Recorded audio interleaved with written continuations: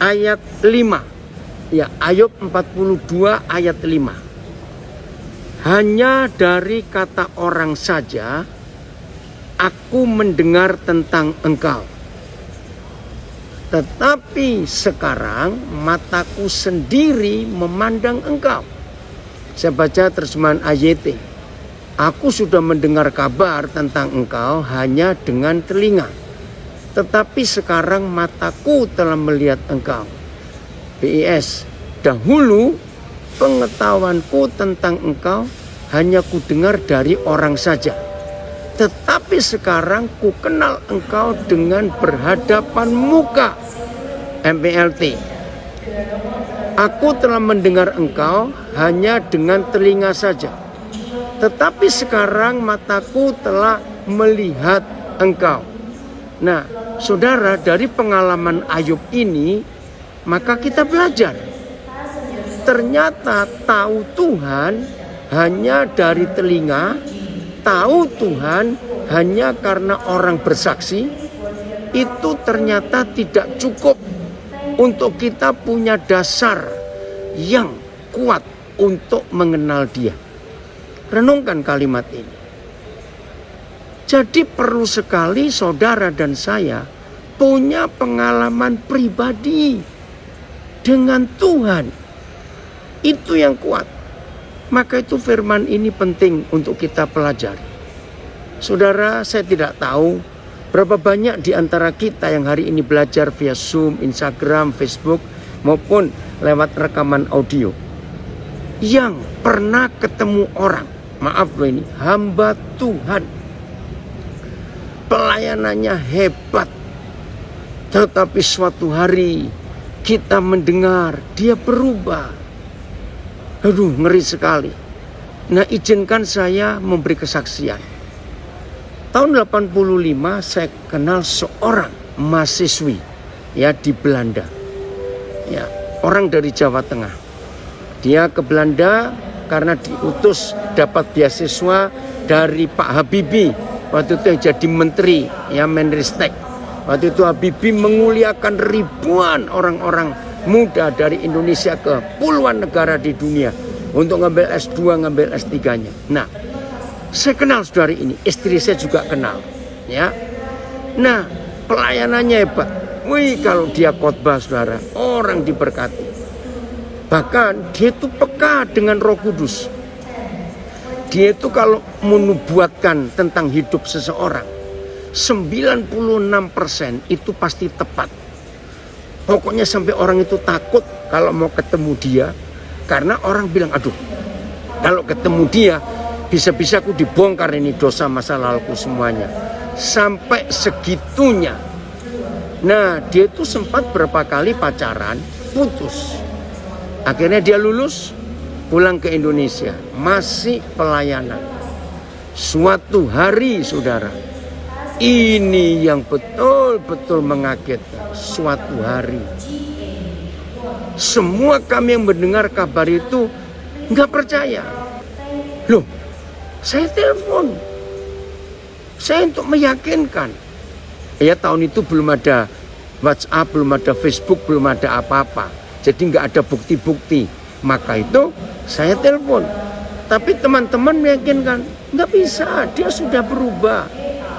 Saudara, akhirnya waktu saya telepon, saya kaget. Kekecewaannya cuma satu, tentang jodoh. Dia berkata Tuhan tidak adil. Dia bilang kepada saya ini 8 kali pacaran dengan murid Tuhan Yesus, dengan anak Tuhan. Tapi 8-8-nya putus. Sampai hari ini kami gak dengar kabarnya lagi. Tapi saya berharap Tuhan bisa menyelamatkan dia. Dia mau melembutkan hatinya. Nah, karena dia kecewa.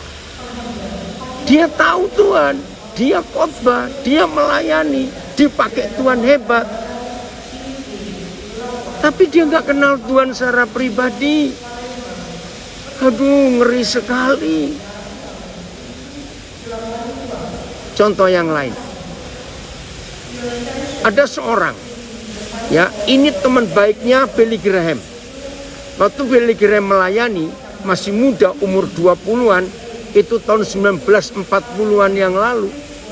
Dia itu bertiga, mereka itu bertiga anak muda. Wih, semuanya hebat. Mau anak-anak muda, cowok semuanya. Nah, akhirnya Billy Graham menjadi penginjil internasional. Yang satu menjadi gembala di daerah New York, Amerika. Nah, ini yang saya mau ceritakan. Jemaatnya ribuan. Waktu itu gereja dia adalah gereja terbesar di Amerika. Karena jemaatnya ribuan. Suatu hari saudara, dia mendengar berita tentang Afrika. Yang kekeringan. Sampai banyak anak-anak mati. Orang dewasa mati karena kekeringan. Berhari-hari berita itu dia dengar. Tiba-tiba dek masuk ke pikirannya. Tuhan itu ada enggak ya? Apa susahnya Tuhan nurunkan hujan? Sehingga orang-orang itu enggak mati. Saudara, gara-gara dia mempertanyakan Tuhan itu ada atau tidak. Kenapa dia enggak, masa susah sih nurunkan hujan? Nah, ringkas cerita saudara, hari itu, terima kasih. Ini Charles Templeton. Judulnya Selamat Tinggal Allah. Aduh, terima kasih. Ini siapa Ricky ya? Tolong di-share juga ke yang lain. Saudara, kalau saya mendengar nama ini Charles Templeton, hati saya tuh miris. Suatu hari dia berkata kepada jemaatnya, ini terakhir saya khotbah dan setelah ini gereja ini saya bubarkan. Terserah saudara-saudara mau kemana dan jadi apa. Hari ini saya menyatakan saya tidak percaya Alkitab lagi. Saya tidak percaya Tuhan Yesus lagi. Saya nggak percaya Roh Kudus lagi. Oh, Billy Graham menangis. Billy Graham berjuang untuk membalikkan dia. Mudah-mudahan sebelum dia meninggal, dia kembali lembut hati. Nah, saya nggak dengar kabarnya sampai akhir hidupnya. Nah, dari contoh-contoh ini, kita bisa membayangkan, oh, tahun 99 ya, tulis. Oke, terima kasih Rick untuk itu. Menyedihkan. Apa yang saya pikirkan? Saya juga manusia. Mungkin saja saya bisa ngalami seperti mereka. Maka itu kita harus tahu bukan dari kata orang. Maka saudara dan saya harus punya pengalaman pribadi dengan Tuhan. Warga binaan yang dikasihi Tuhan, perhatikan ini. Mudah-mudahan yang saya mau ceritakan ini ikut bergabung, karena tadi pagi saya beritahu. 3 hari yang lalu saudara, 4 hari yang lalu, saya ditelepon oleh seseorang, di WA oleh seseorang. Saya lupa. Waktu dia masih SMP, SMA, dia ikut seringkali kalau saya datang ke kotanya, dia ikut pelayanan. Saya retreat anak remaja, retreat pemuda, dia ikut. Tapi setelah dia lulus SMA dan dia kuliah, kami nggak pernah kontak lagi, maka itu saya lupa. Tiba-tiba dia kontak 4 hari yang lalu. Dia ngubungi istri saya lebih dulu. Nah, akhirnya cerita. Saya kaget, saudara. Dia menikah, punya anak tunggal, perempuan. Anaknya pintar, mengasihi Tuhan. Dapat beasiswa lulus SMA, dapat beasiswa ke Prancis, nggak main-main. Masuk tahun ketiga, masih kuliah. Tuhan panggil anak ini. Anak tunggal, bayangkan. Aduh, waktu saya dengar itu, saya nggak bisa ngomong apa-apa.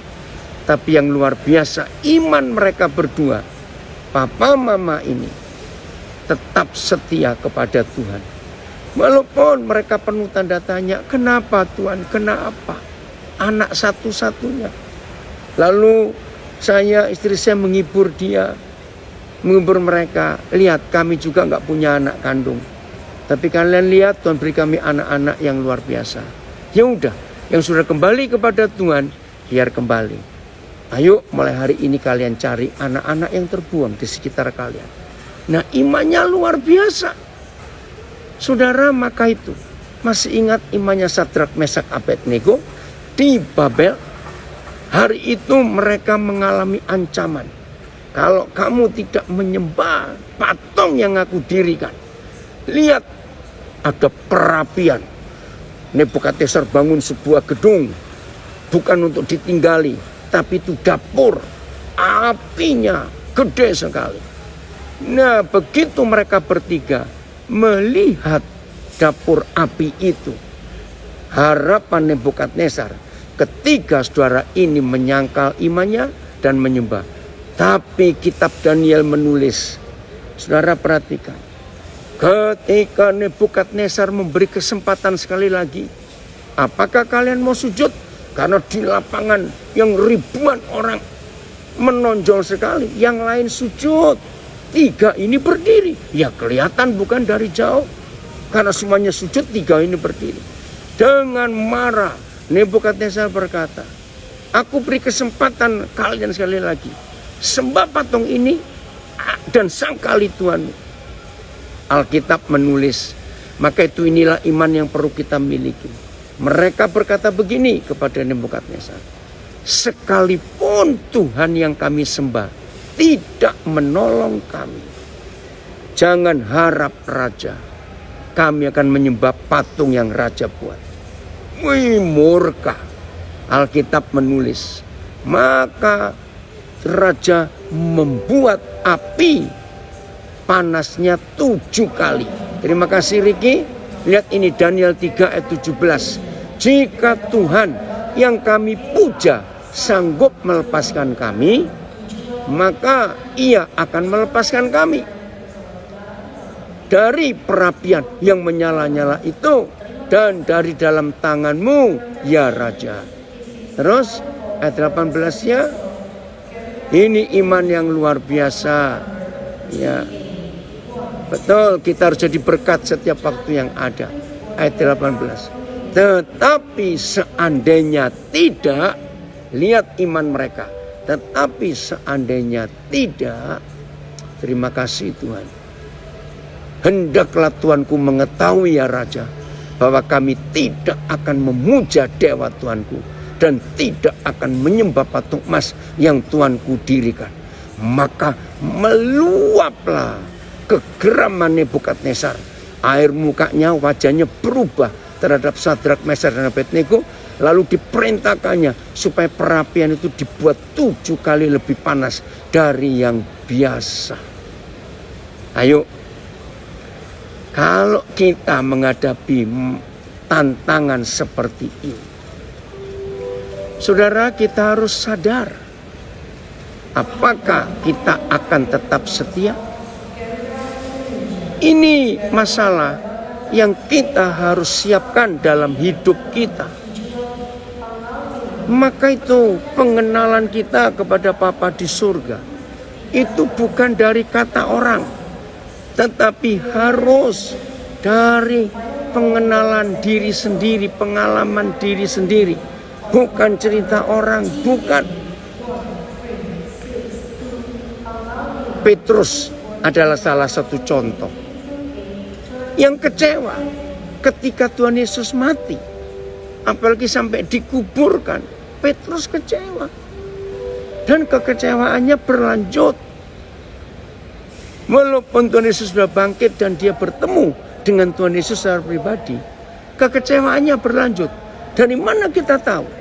Mari kita buka Kisah Rasul 1. Ya, Kisah Rasul pasal pertama.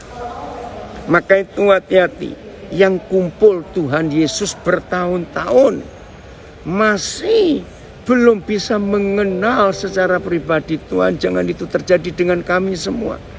Oh, ngeri sekali. Kisah Rasul pasal pertama ayat 6. Kisah Rasul pertama ayat yang ke-6. Ya. Ini yang kita harus tahu betul dalam perjalanan hidup iman kita kepada Tuhan. Ya, bentar.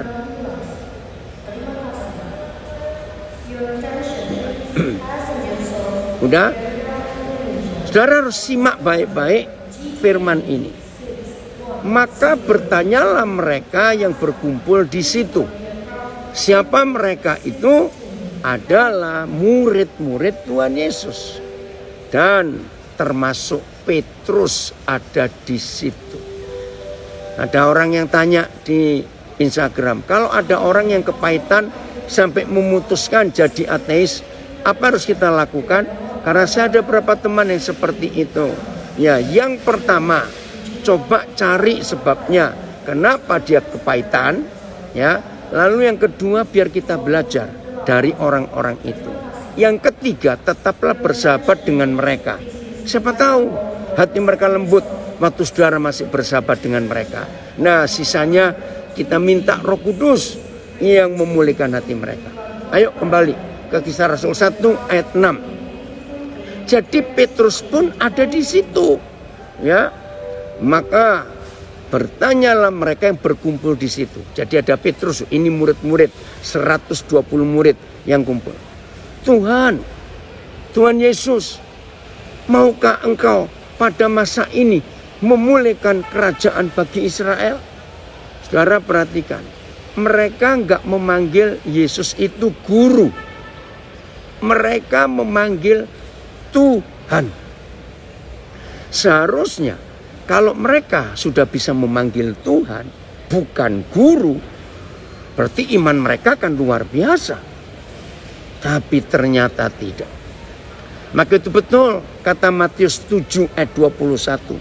Bukan orang yang berseru-seru kepadaku, Tuhan, Tuhan, yang akan masuk kerajaan surga. Tetapi mereka yang melakukan kehendakku. Nah, ini memanggil Tuhan, tapi imannya gak benar. Ternyata mereka itu masih berharap Tuhan Yesus menjadi raja untuk orang Yahudi dan membebaskan mereka dari penjajahan Romawi. Terima kasih Rick. Kembali ke Kisah Rasul. Jadi Matius 7:21 harus takut kita dengan fakta itu. Memanggil Tuhan, tapi imannya, pengenalannya belum sempurna. Nah, Tuhan Yesus kaget. Loh, kok kamu masih seperti itu pikirannya? Jadi harapan mereka dimuridkan oleh Tuhan Yesus supaya nanti kerajaan Israel pulih, lalu penjajahan Romawi pergi, dan mereka masing-masing jadi menteri-menteri di kerajaan itu. Aduh, kalau saya pakai istilah sekarang, kalau Yesus model kita zaman sekarang mendengar pertanyaan murid-murid yang berapa saat lagi dia akan kembali ke surga, istilah muda, dia tepuk jidat saudara. Ampun kalian ini. Ngerti nggak maksud itu? Ternyata pikiran mereka masih pikiran duniawi. Belum kenal rencana Tuhan yang hebat itu. Saya tambahkan lagi sedikit. Masih ingat 2 murid pria yang juga kecewa, lalu mereka pulang kampung ke kampung Emmaus? Masih ingat gak? Waduh saudara, karena mereka kecewa, karena gurunya mati, mereka juga mikir katanya menjadi raja, tapi kok begitu? Nah, dalam kekecewaannya mereka pulang. Tapi kasih Tuhan luar biasa. Di perjalanan sambil ngomel-ngomel, begini begitu, tiba-tiba Tuhan Yesus nimbrung. Saya pakai istilah Jakarta. Kan tiba-tiba Tuhan Yesus ada di antara mereka. Terus Tuhan Yesus pura-pura lagi. Maaf ya, ini kisah yang luar biasa. Ya, oke, terima kasih Rick. Pada hari itu juga 2 orang dari murid-murid Yesus pergi ke sebuah kampung bernama Emmaus yang terletak kira-kira 7 mil jauhnya dari Yerusalem. Nah, terus kalau bisa Rick. Ya, dan mereka bercakap-cakap tentang segala sesuatu yang telah terjadi. Ya, heboh di Yerusalem. Ada orang mati, 3 hari kok hidup lagi, gempar saudara. Ketika mereka sedang bercakap-cakap dan bertukar pikiran, datanglah Yesus sendiri. Nah, saya suka memperhatikan kata Tuhan sendiri, Yesus sendiri. Kata itu artinya Tuhan tidak diwakili oleh siapapun juga. Saya ulangi, datanglah Yesus sendiri mendekati mereka, lalu berjalan bersama-sama dengan mereka. Saya kalau baca ini geli. Jadi Tuhan Yesus bisa guyon ya. Jadi dia pura-pura lewat saja begitu. Oke. Setelah mendekati, berjalan bersama. Tetapi, nah ini loh saudara. Ini masalah besarnya. Ayat 16. Yang membuat pengenalan kita kepada Tuhan secara pribadi. Itu karena ini. Tetapi ada sesuatu yang menghalangi mata mereka. Sehingga mereka tidak dapat mengenal Dia. Saya tidak tahu apa yang menutupi mata Charles Templeton, sahabat baiknya Billy Graham, pendeta besar punya jemaat ribuan. Pasti ada yang menutupi. Nah, yang menutupi mata saudari kita tadi yang saya ceritakan awal adalah jodoh. Jadi di mata dia cuma ada jodoh yang menutupi. Dia tujuannya mau menikah. Setelah 8 kali pacaran dengan orang Kristen ditolak, ya udah. Yang menutupi matanya itu yang membuat dia nggak bisa kenal Tuhan. Nah, murid-murid ini yang menutupi mata mereka adalah pikiran duniawi. Mereka ingin Yesus jadi raja jasmani, membebaskan Yahudi dari penjajahan Romawi, lalu mereka jadi menteri-menterinya. Nah, mari kita jujur pada diri kita sendiri. Hari-hari ini, apa yang menutupi mata kita? Sehingga walaupun kita melayani, aktif berdoa, untuk hafal ayat Alkitab, maka itu kembali ke Matius 7:22. Ada orang berkata, bukankah kami sudah bernubuat demi namamu? Kami sudah mengusir setan-setan demi namamu. Kami buat banyak mujizat demi namamu. Kok diusir? Karena gak kenal. Aduh, ngeri sekali. Terus ayat 17. Yesus berkata kepada mereka. Nah ini lucu lagi. Jadi Tuhan Yesus pura-pura gak tahu. Apakah yang kamu percakapkan sementara kamu berjalan? Padahal mereka ngomongin tentang Tuhan Yesus. Lucu ya. Maka berhentilah mereka dengan muka muram. Tadi juga ada kata muka muram. Seorang dari mereka namanya Kleopas menjawabnya. Lihat ini jawabannya. Hei, adakah engkau satu-satunya orang asing di Yerusalem yang tidak tahu apa yang terjadi di situ pada hari-hari belakangan ini? Ada apa itu? Gempar. Yesus bangkit itu gempar. Maka itu dia tanya, kamu kok seperti orang asing? Masa nggak dengar ribut-ribut itu? Katanya, lagi sekali, jangan diikuti ini ya. Ini cuma kisah yang unik dari Tuhan Yesus. Katanya kepada mereka, apakah itu? Jadi Tuhan Yesus guyonnya, apakah itu? Ya karena mereka yang keterlaluan. Sudah jadi murid 3,5 tahun. Masa nggak tahu itu gurunya? Keterlaluan bukan? Maka itu Yesus sekalian, biarin aja sekalian dah. Apakah itu? Jawab mereka, apa yang terjadi dengan Yesus orang Nazaret? Saudara, izinkan saya ngomong ini.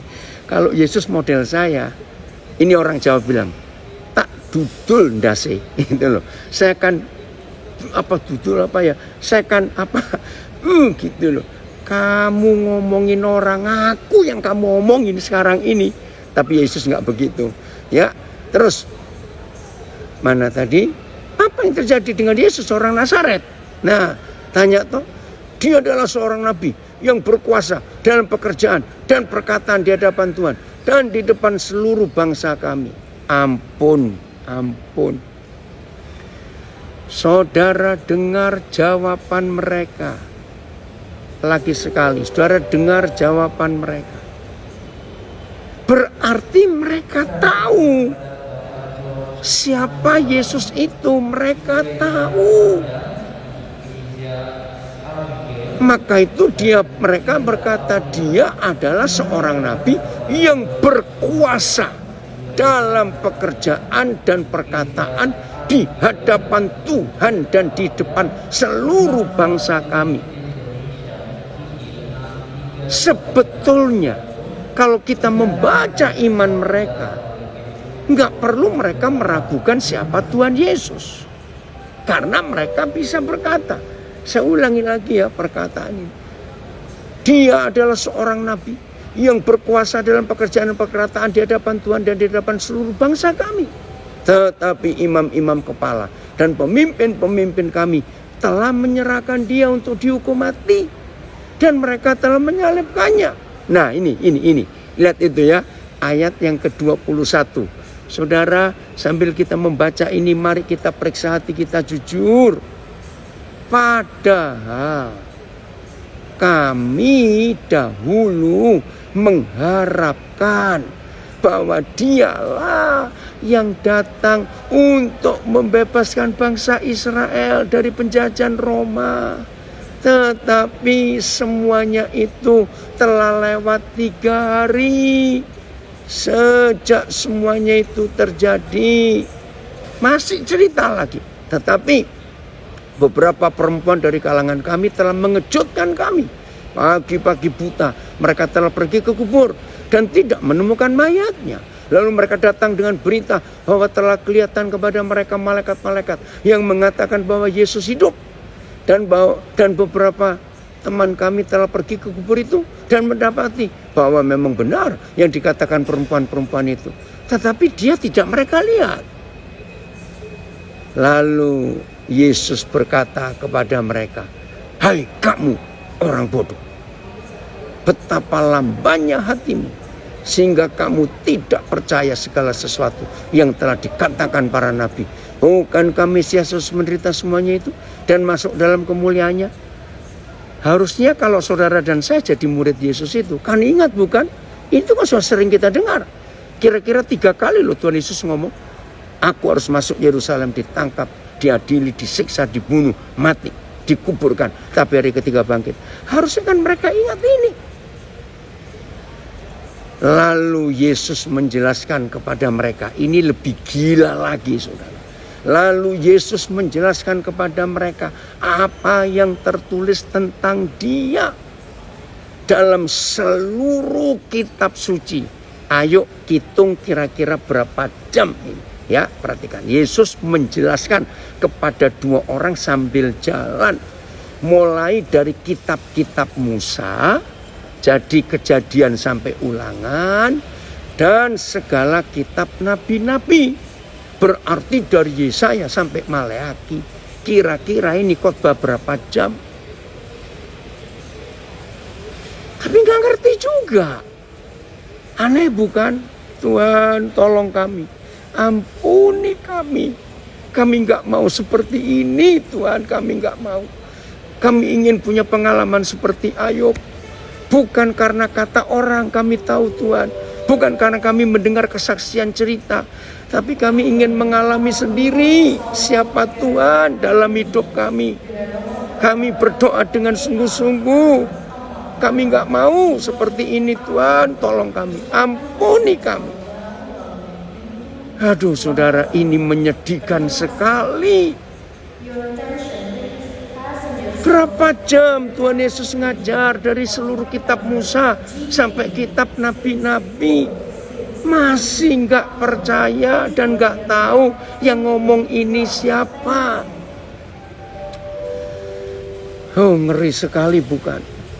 Maka itu saudara, izinkan saya ngomong ini. Jangan jadi hamba Tuhan ecek-ecek. Maaf. Jangan jadi murid Yesus kaleng-kaleng, istilah anak muda sekarang. Jangan. Lebih baik kita serius. Punya pengalaman pribadi. Sehingga tidak ada yang menggeser iman kita. Maka itu kita harus mikir. Rajin ke gereja. Rajin dengar khotbah. Hafal ayat Alkitab. Tidak menjamin kita kenal. Tidak menjamin. Tuhan tolong kami.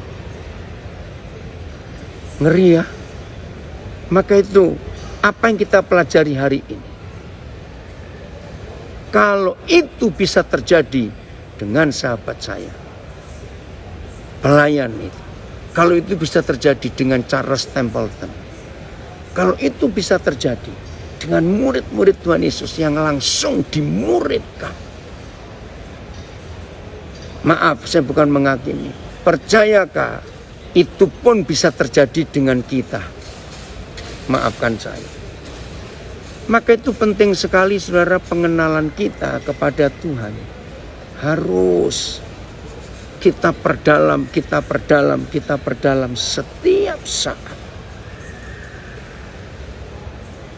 Kembali ke Kisah Rasul 1 tadi, ayat 7 sekarang. Sabarnya Tuhan Yesus. Kisah Rasul 1 ayat 7 sekarang. Begitu sabarnya Tuhan Yesus. Jawab Yesus. Ingat tadi pertanyaan mereka? Setelah mereka bertanya, kapan Tuhan Engkau pulihkan kerajaan Israel dari penjajahan Roma? Jawabnya, engkau tidak perlu mengetahui masa dan waktu yang ditetapkan Bapa sendiri menurut kuasanya. Nah, ini jawaban Tuhan Yesus. Artinya apa?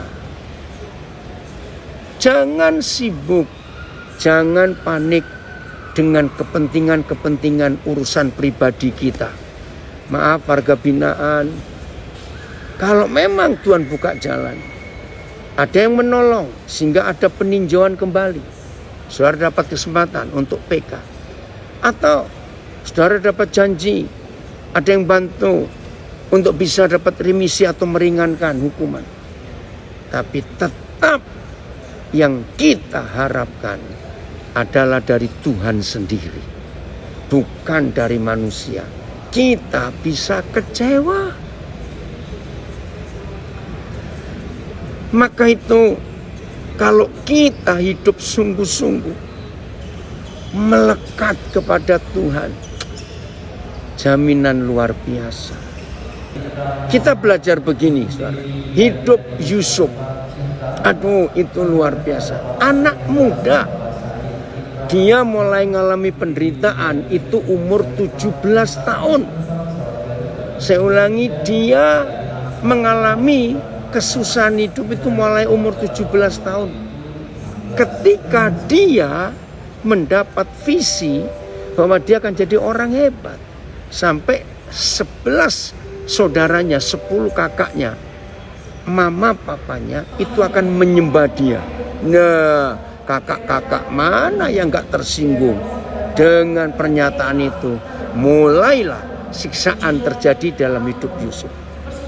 Dimulai dengan masuk sumur, dibuang ke dalam sumur, dijual ke Mesir, jadi budak, difitnah oleh istri Potifar, masuk penjara.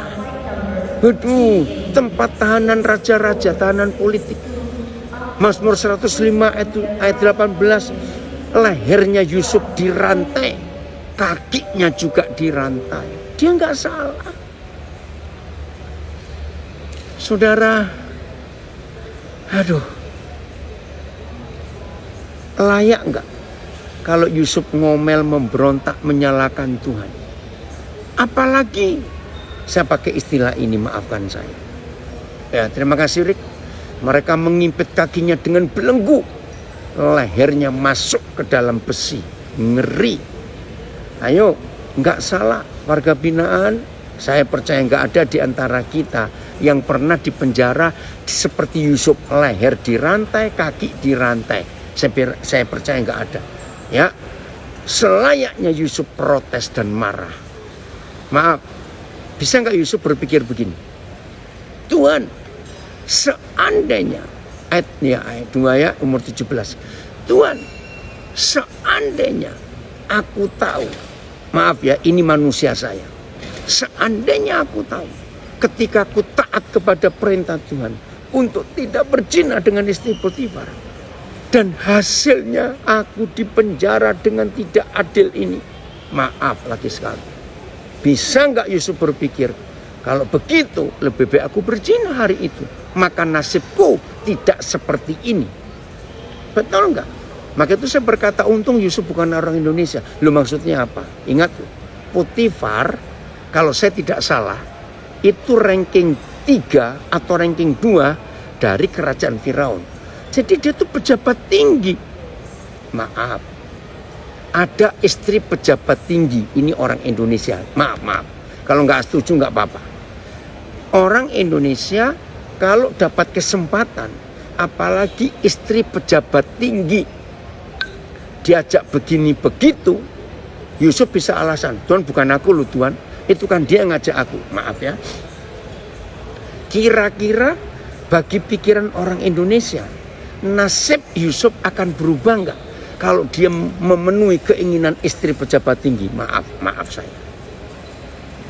Jelas nasibnya akan berubah. Tapi, nah ini dia, tapi ceritanya akan lain. Mudah-mudahan saudara mengerti yang saya maksudkan. Saya tidak tahu pikiran saudara muncul hal apa ketika saya ungkapkan betapa hebatnya Yusuf menolak ajakan itu. Ya, terima kasih Rick. Lihat ini Kejadian 39 ayat 12. Lalu perempuan itu memegang baju Yusuf sambil berkata, marilah tidur dengan aku. Tetapi Yusuf meninggalkan bajunya di tangan perempuan itu dan lari keluar. Nah, baju yang dipegang oleh istri Potifar itu fakta Yusuf mau memperkosa istri pejabat ini. Habis. Ini yang kita harus belajar. Ternyata Yusuf gak kecewa dengan Tuhan. Dia gak nyumpai istri Potifar. Tidak. Waduh, ini luar biasa saudara. Saudara bayangkan. Perkataan itu juga lah. Lihat ayat 17. Perkataan itu juga lah yang diceritakan perempuan itu kepada Potifar, suaminya pejabat tinggi. Katanya, hamba orang Ibrani yang kau bawa kemari itu datang kepadaku untuk mempermainkan aku. Habis, saudara, habis. Hari ini, ayo semua kita hidup sungguh-sungguh untuk punya pengalaman pribadi dengan Tuhan. Yusuf ini orang hebat. Salah satu kekaguman saya pada Yusuf, sampai hari dia meninggal, Yusuf tidak punya daftar catatan dosa, saudara. Bayangkan, oh Tuhan, ajaib Engkau. Tuhan tolong kami. Jadi saya ulangi lagi, tidak ada cara lain. Tidak ada jalan lain. Tidak ada teori lain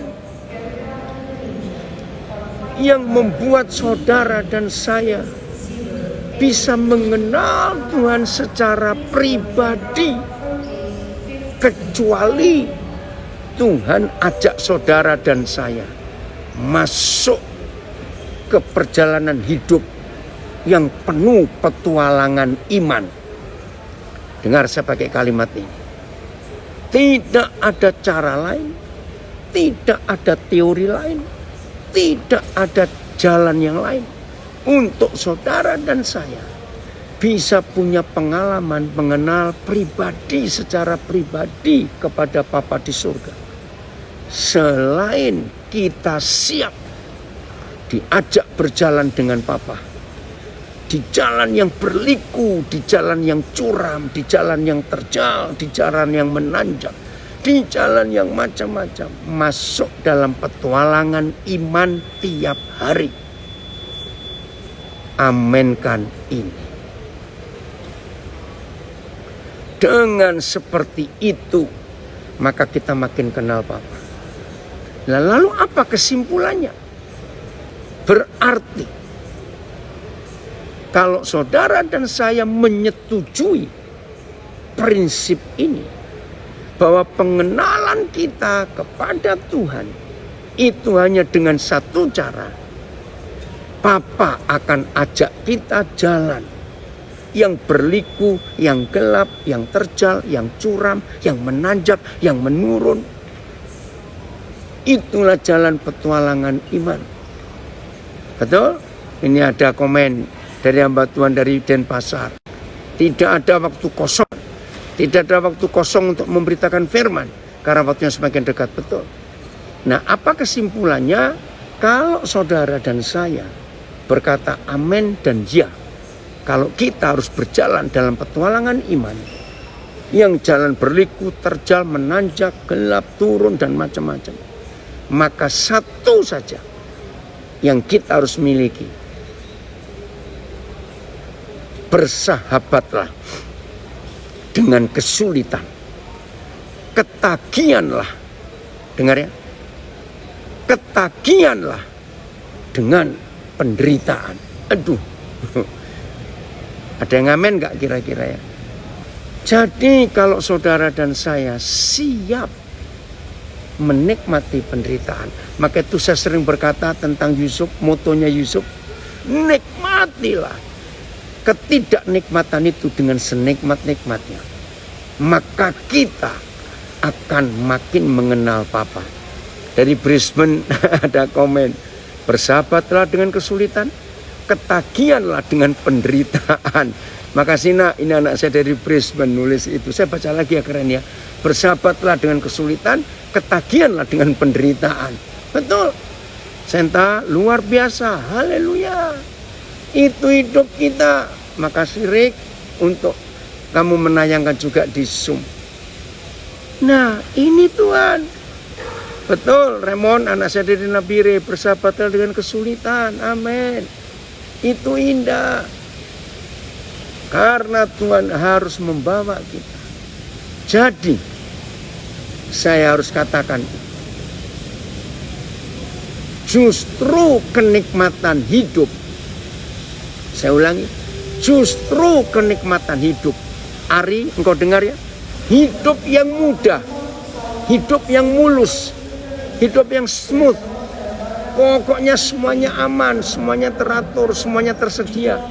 Dan itu yang dikatakan zona nyaman. Catat mulai hari ini, tidak akan membuat kita mengenal Papa. Ketika hanya kenikmatan, kemudahan hidup, enggak mengenal. Kalau cuma itu. Haleluya, betul. Ada yang komen di Facebook, kan ada Papa Surgawi yang menyertai kita dan menggandeng tangan kita, betul. Maka itu gak usah takut.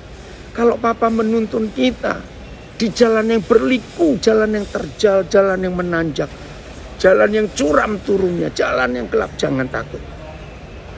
Karena dengan itu, oh ya Hendra, di Balikpapan, puji Tuhan. Jadi dengar ya saudara, hati-hati dengan kenikmatan hidup. Hati-hati dengan kemapanan, kenyamanan. Hati-hati dengan fasilitas yang mewah yang membuat kita bisa lupa. Saya harap mulai hari ini semua kita jadi berubah dalam hidup konsep ini. Karena dengan itu kita bisa mengenal Tuhan. Jelas ya? Oh, ini dia luar biasa perjalanan iman kita di dalam Tuhan. Jadi siap untuk menikmati ketidaknikmatan dengan senikmat-nikmatnya. Maka kita akan mengenal Tuhan, mengenal Papa kita. Wih, ini hebat sekali. Ya, ada yang komen sangat menyedihkan kalau selama ini kita hanya tahu Yesus, bentar ya, dengan kesaksian orang dengan telinga kita. Tetapi kita harus punya pengalaman pribadi dengan Tuhan dan punya iman seperti Sadrak, Mesak, Abednego. Jangan sampai kita jual iman kita dengan apapun, sangat mengerikan. Wah, dengan kesaksian kisah dua saudara ini yang kecewa pada Tuhan sungguh amat menyedihkan dan mengerikan. Tolong saya Roh Kudus agar saya merasa puas hidup bersama Yesus walau jalan itu terjal dan lewat lembah kekelaman, tapi bersama Tuhan kita lewati semua. Amin ya. Saudara masih ingat gak ada lagu itu loh, mengenalmu, ku rindu mengenalmu secara pribadi. Saya lupa judulnya ya. Nah, jadi hari ini semua kita harus punya pengalaman untuk mengenal Tuhan secara pribadi, bukan karena kata orang.